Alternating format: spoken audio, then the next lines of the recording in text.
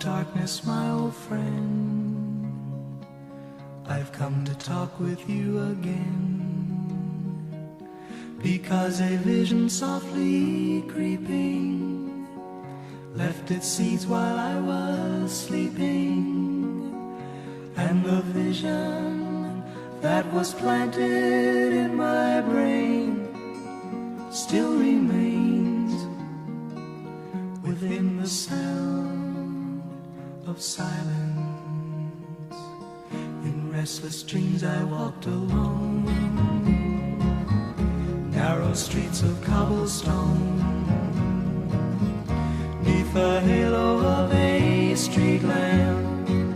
I turned my collar to the cold and damp, when my eyes were stabbed by the flash of a neon light. It split the night and touched the sound of silence,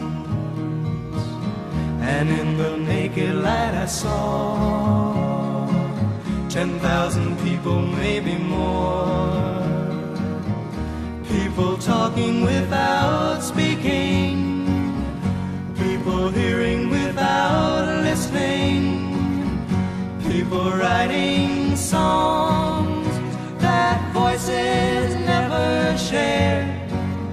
No one dared disturb the sound of silence. Fool, said I, you do not know, silence like a cancer grows. Hear my words that I might teach you, take my arms that I might reach you, but my words like silent raindrops fell and echoed the wells of silence. And the people bowed and prayed to the neon god they made, and the sign flashed out its warning in the words that it was forming. And the sign said the words of the prophets are written on the subway wall.